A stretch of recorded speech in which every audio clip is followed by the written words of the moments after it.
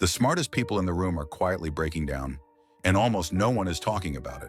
They read more, think deeper, analyze everything, yet feel weaker, lonelier, and more emotionally fragile than ever before. They understand the world better than most, but somehow feel less capable of handling it. This isn't coincidence, and it isn't personal failure. It's a psychological trap intelligence itself creates, and once you see it, you'll never unsee it. Intelligent people tend to live inside their minds, and that's where the problem begins. The more capable your brain becomes at pattern recognition, future prediction, and abstract reasoning, the harder it becomes to stay grounded in the present moment.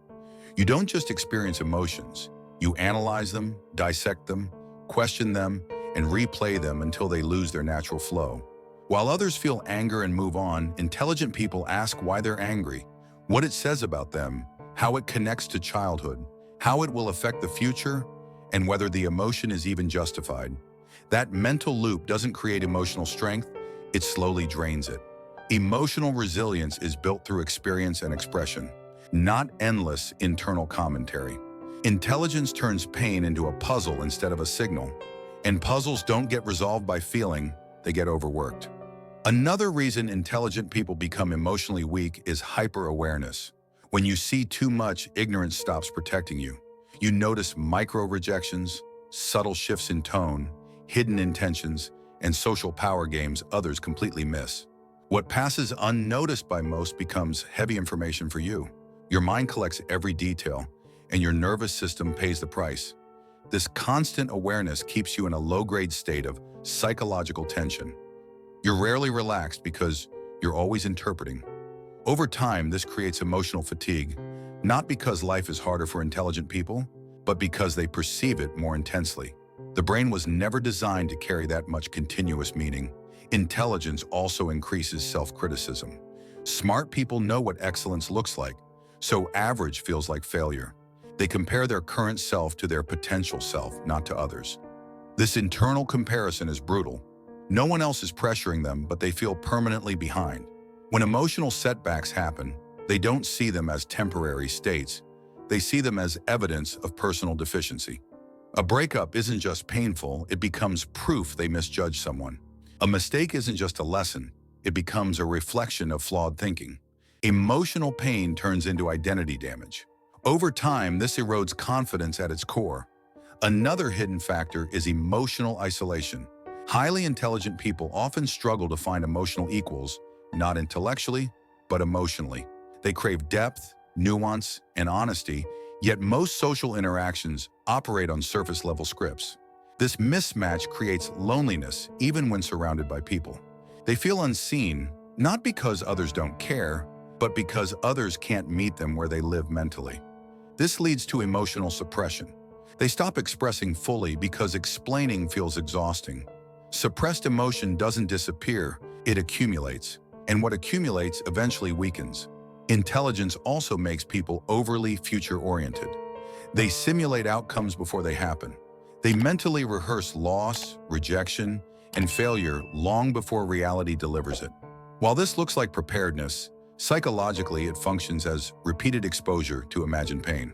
The brain doesn't fully distinguish between imagined and real emotional experiences. So intelligent people often exhaust themselves emotionally by suffering events that never occur. By the time something actually happens, they feel already depleted. This is why they appear emotionally weak, not because they can't handle pain, but because they've already handled it 100 times in their mind. There's also the illusion of control. Intelligence creates the belief that if you understand something deeply enough, you can manage it. But emotions don't obey logic. Loss doesn't care about your reasoning. Betrayal doesn't respond to analysis. When intelligence fails to regulate emotional reality, it creates helplessness. The smarter the person, the harder this hits, because they expect their greatest strength to save them. When it doesn't, they feel exposed. Modern society makes this worse. Intelligence is rewarded in productivity, not emotional health. Smart people are praised for output, efficiency, and results, not for vulnerability or emotional honesty. They learn to function, not to feel. Over time, emotions become obstacles instead of signals. This disconnection weakens emotional muscles the same way avoiding physical movement weakens the body. Emotional strength isn't about control, it's about tolerance. And intelligent people often tolerate less because they try to manage more. Social media amplifies this collapse. Intelligent people consume more information, more perspectives, more conflicting narratives. They see the world's complexity, injustice, and unpredictability daily. While others scroll past, they absorb. This constant cognitive load increases existential anxiety. They question meaning, purpose, and direction more deeply, but rarely find satisfying answers. This creates emotional heaviness disguised as intelligence. Over time, curiosity turns into cynicism. Hope feels naive. Optimism feels irrational. Emotional openness begins to feel dangerous. Another overlooked reason is that intelligent people are often late bloomers emotionally. Their cognitive development outpaces emotional development. They're praised for being mature early, so they skip emotional experimentation. They don't learn how to fail emotionally in safe environments. When real emotional crises hit later, they lack practiced resilience.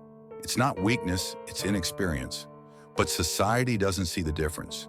Emotional weakness in intelligent people isn't loud, it's quiet. It shows up as withdrawal, numbness, overthinking, and avoidance disguised as rationality. They don't cry easily, but they also don't recover easily. They don't react impulsively, but they ruminate endlessly. Their emotions don't explode, they erode. The solution isn't becoming less intelligent, it's becoming less imprisoned by intelligence. Emotional strength comes from embodiment, expression, and connection, not explanation. Intelligent people must relearn how to feel without immediately interpreting. They must allow emotions to exist without justification. They must accept that not everything can be solved, optimized, or understood. When intelligence serves emotion instead of controlling it, strength returns. But until then, the smartest minds will continue carrying the heaviest emotional burdens, silently, convincingly, and painfully misunderstood.